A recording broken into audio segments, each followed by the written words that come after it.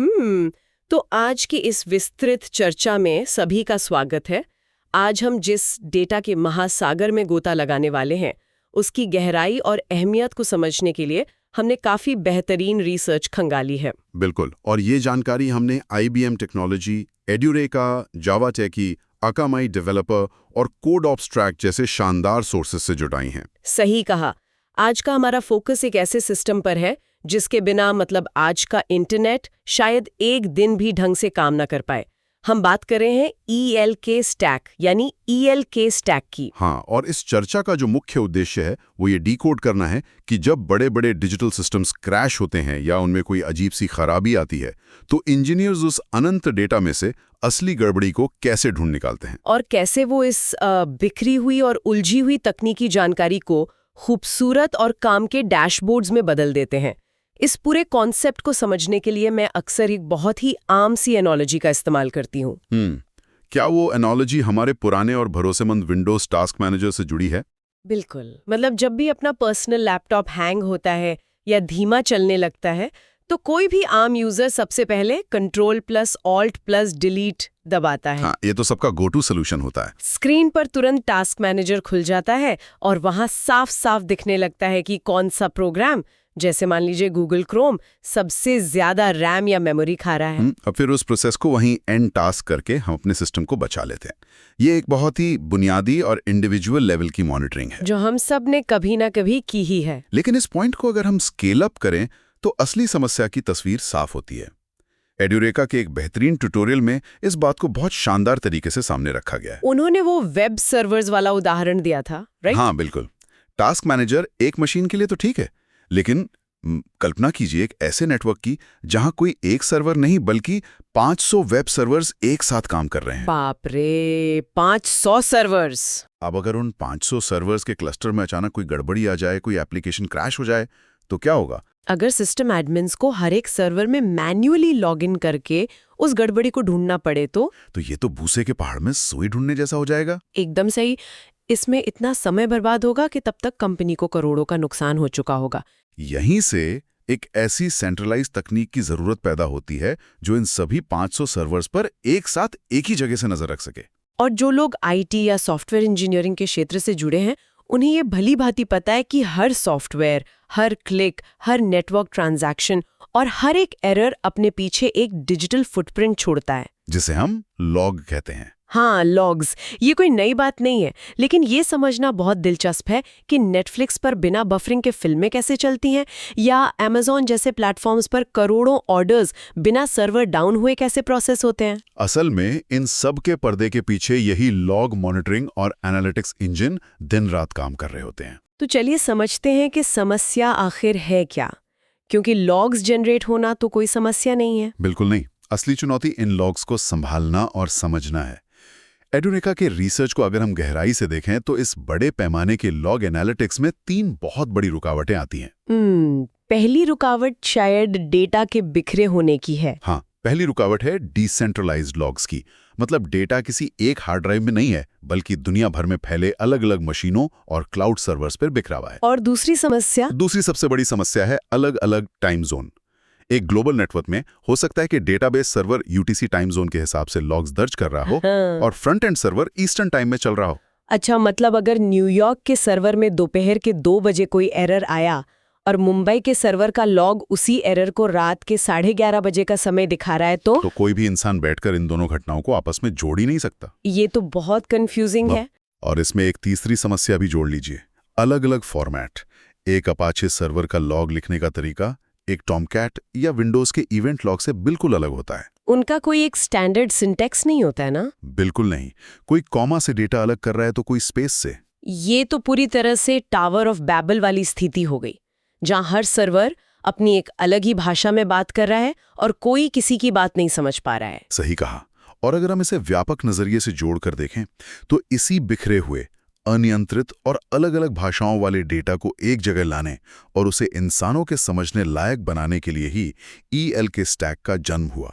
ठीक है, तो चलिए इसे थोड़ा विस्तार से समझते हैं।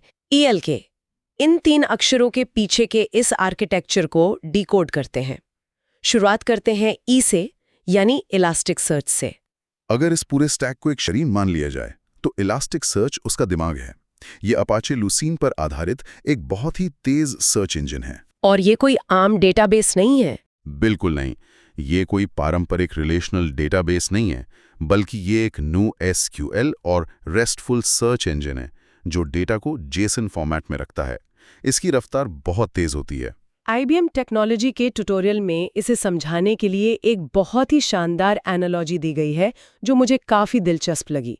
जो लोग SQL या पारंपरिक डेटाबेस बैकग्राउंड से आते हैं, उनके लिए इलास्टिक सर्च का स्ट्रक्चर समझना थोड़ा ट्रिकी हो सकता है। हाँ, लेकिन IBM ने इसे बहुत आसानी से मैप किया है।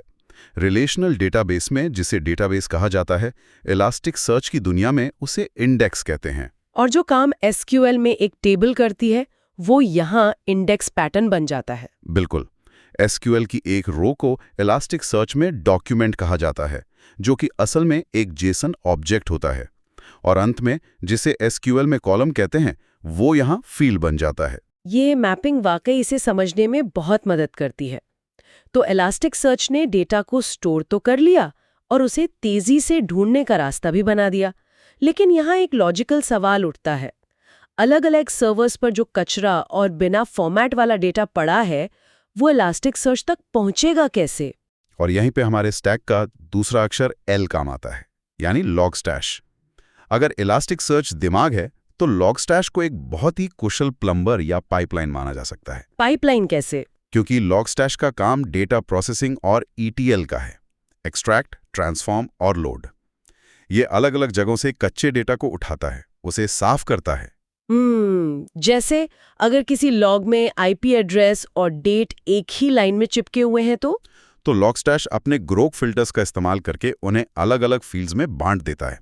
और जब डेटा पूरी तरह से साफ हो जाता है, तब उसे इलास्टिक सर्च में स्टैश यानी जमा कर देता है। ये डेटा क्लीनिंग वाला स्टेप बहुत जरूरी है, क्योंकि अगर कचरा अंदर जाएगा तो कचरा ही बाहर आएगा।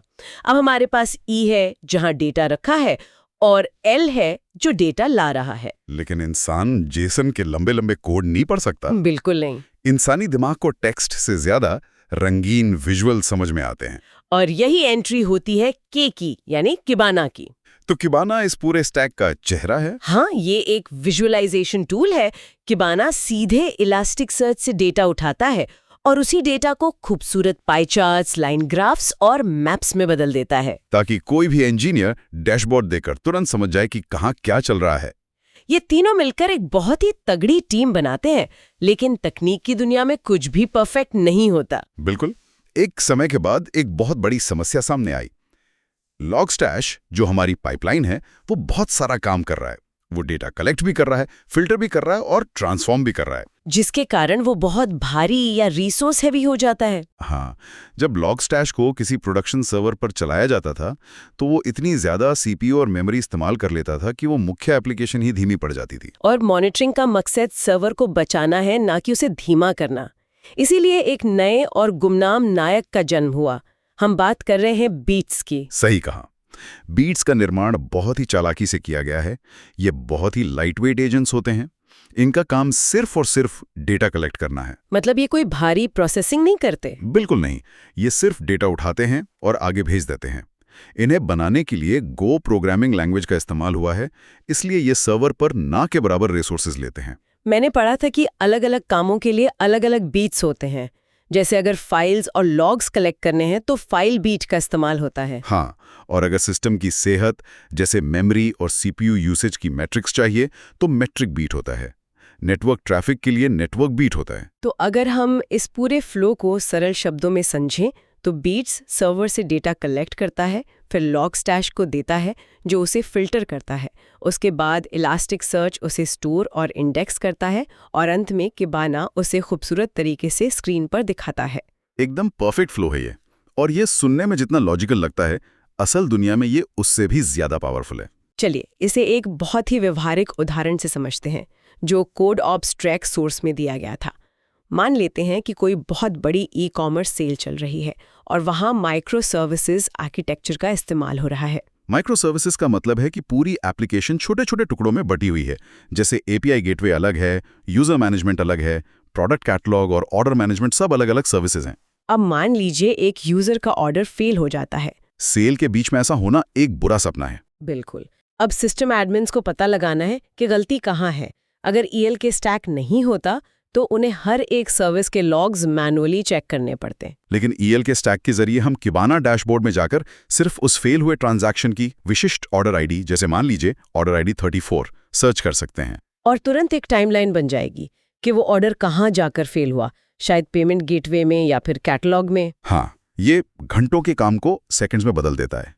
यही कारण है कि स्पॉटिफाई, नेटफ्लिक्स, अमेज़न और गूगल जैसी बड़ी कंपनियां इसका इतना इस्तेमाल करती हैं। ये एप्लीकेशन परफॉर्मेंस मॉनिटरिंग के लिए तो बेहतरीन है ही, और साथ ही ये SIEM यानी security, information and event management के लिए भी बहुत जरूरी है। अच्छा, मतलब सिक्योरिटी और हैकिंग से बचने के लिए भी? बिल्कुल। इससे अनऑथराइज्ड पहुंच या अनऑथराइज्ड एक्सेस का अलर्ट तुरंत मिल जाता है। अगर कोई हैकर बार बार गलत पासवर्ड डालकर सिस्टम में घुसने की कोशिश कर रहा है तो किबाना तुरंत एक अलर्ट जनरेट कर सकता है। इससे तो MTTD और MTTR बहुत कम हो जाता होगा। एकदम सही। MTTD यानी मीन टाइम टू डिटेक्ट, गड़बड़ी पकड़ने में लगा समय, और MTTR यानी गड़बड़ी सुलझाने में लगा समय, ये दोनों कम हो जाते हैं, जो किसी भी सफल बिजनेस की रीढ़ हैं। यहाँ बात सच में बहुत दिलचस्प हो जाती है। अब जो लोग इसके पीछे की मशीनरी जानना चाहते हैं, उनके लिए सेटअप की बात करते हैं। सेटअप के मामले में अकामही के ट्यूटोरियल में बहुत ही महत्वपूर्ण तकनीकी तथ्य दिए गए हैं। सबसे पहली बात, लॉगस्टैश को चलाने के लिए जावा की जरूरत होती है। और मैंने सुना है कि इसमें मेमोरी सेटिंग्स बहुत ट्रिकी होती हैं। हाँ, JVM हीप साइज की सेटिंग बहुत जरूरी है। अकामई के उदाहरण से समझें तो अगर किसी सर्वर की मेमोरी 1 GB है तो इलास्टिक सर्च और लॉगस्टैश के लिए इसे 512 MB पर सेट करना पड़ता है। मतलब कुल मेमोरी का 1/4 या आधा हिस्सा ही देना चाहिए ताकि सिस्टम क्रैश ना हो जाए। सही कहा। और पोर्ट्स की जानकारी भी जरूरी है। डिफॉल्ट रूप से इलास्टिक सर्च पोर्ट 9200 पर चलता है और किबाना 5601 पर। हम इस पूरी चर्चा को समेटे तो ये साफ है कि ईआर के स्टैक सिर्फ एक तकनीकी टूल नहीं है। ये बिखरे हुए शोर को एक स्पष्ट आवाज और काम के इंसाइट्स में बदलने का एक बेहतरीन तरीका है। हाँ, इसके बिना आज की इस तेज डिजिटल दुनिया का संचालन लगभग असंभव है। बिल्कुल। और चर्चा का अंत मैं एक बहुत ही गहरे और विचारोत्तेजक सवाल के साथ करना चाहूंगा।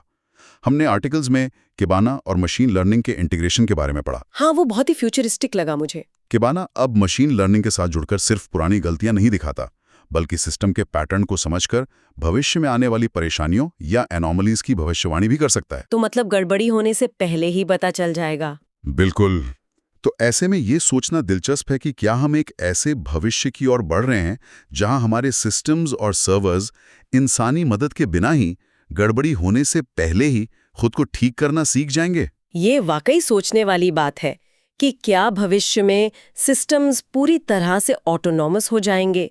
श्रोताओं के लिए ये एक बहुत ही अच्छा सवाल है जिस पर वो खुद विचार कर सकते हैं। आज की इस विस्तृत चर्चा में जुड़ने के लिए धन्यवाद। हम इस सिस्टम की बारीकियों को आगे भी समझते रहेंगे।